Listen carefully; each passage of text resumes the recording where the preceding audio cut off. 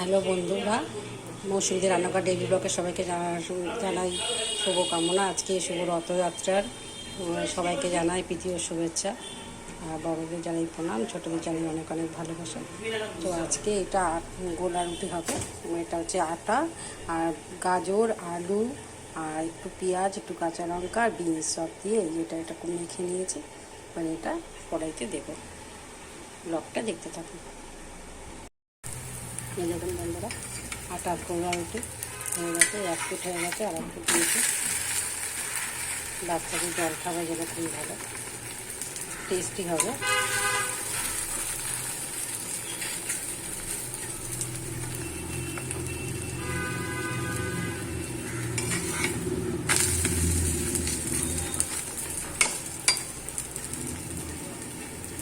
এরকম বন্ধুরা রেডি, আপনারাও করে খেয়ে দেখবেন। বাচ্চাদের জল খাবার বন্ধুরা আমাদের রথ আসছে, আপনারা দেখতে থাকুন।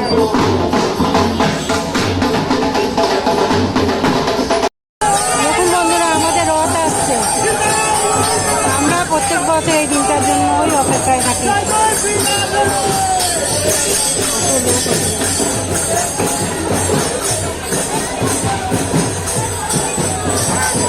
আরও একটা রথ আসবে গলি দিয়ে।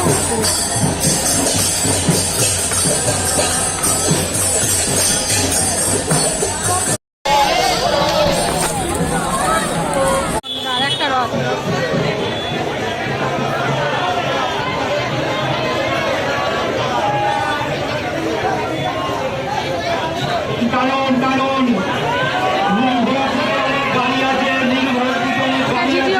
এটা গলিতে থাকে, দুটো রথ।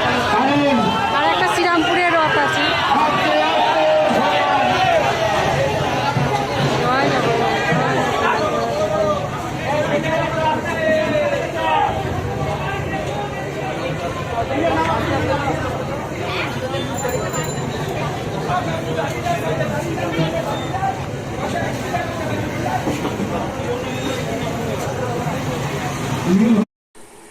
বন্ধুরা আজকে একটু জিলিপি বানার চেষ্টা করব।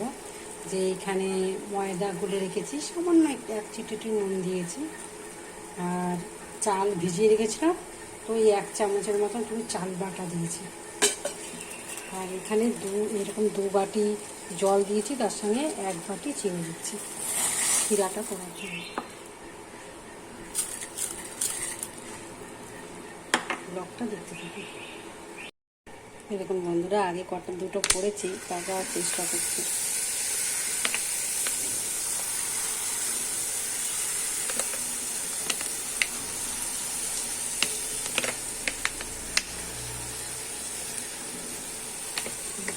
চারটে করলাম, এই বোতলে করে নিয়েছি। আর এখানে এই যে গোলাটা, আর এখানে এই যে চিনি শিরাটা করে নিয়েছি। এবার ভাজা হবে লাল লাল করে, তারপরে চিনি শিরা দিয়ে আপনাদের দেখাচ্ছি। ব্লগটা দেখতে থাকুন বন্ধুরা। এই যে রথের জিলিপি আর পাঁপড় ভাজা ঘরে করলাম, কেমন লাগলো জানাবেন। আমাকে লাইক সাবস্ক্রাইব করবে। সুস্থ থাকবেন, সাবধানে থাকবেন।